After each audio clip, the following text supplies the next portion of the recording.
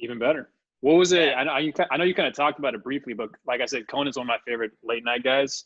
Did you just get in really tight with him after coming in once? Because you've been there multiple times. Once a Sorry, are year you for and 9 Conan? years. Yeah. So are you and Conan really cool now? What's it like working with him? He's the sweetest guy. He's very meek almost. Like he looks at his shoes when he talks to you, and he's like soft spoken. Done the show 9 times or 8 times, but never remembers me. We've Come had a What? on. little banter on the Okay. on the couch a little bit, and it's very like fluffy, just like get through the commercial bullshit, Are you not serious? anything real. What do you mean he never remembers you?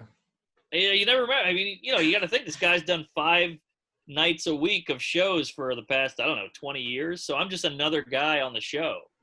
And I think to run a show like that, you almost have to block out all this external shit coming in that day and just keep your head on the show, just eyes on the prize.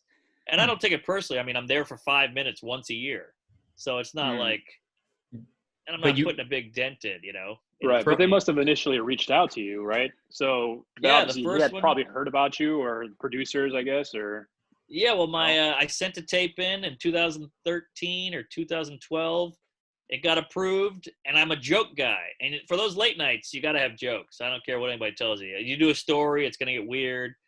Those rarely work. I'm a joke guy, and the first one went well. I had a really good response. And then after that, they were like, well, let's try you again. The second one went pretty well. Then, well, we'll try you again. And then I just became an annual thing. I'm running out of jokes. Yeah, you got to keep writing, Patty. Is there pressure, since like Conan is a hero to like a lot of people, to talk during those commercial breaks? Because the music is blasting. It's hard to get a word in. Well, do you initiate? Mark Normand. He does the fake lean in, like, like where you have to look like engaged.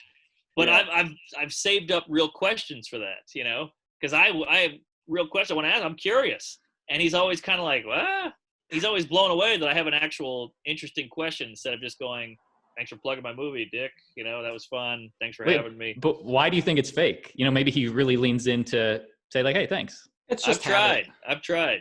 Yeah, it's a habit. He's just used to doing that, and he's just trying to get through the day and get home, I think, which I get. Yeah, every day. It's a lot. It's a grind, man. It's a grind. I mean, you got to talk to Snooki. Come on.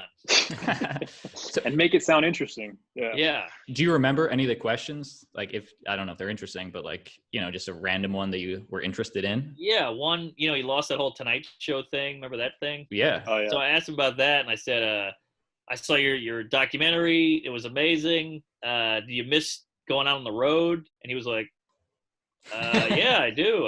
And then the fucking lights came back on.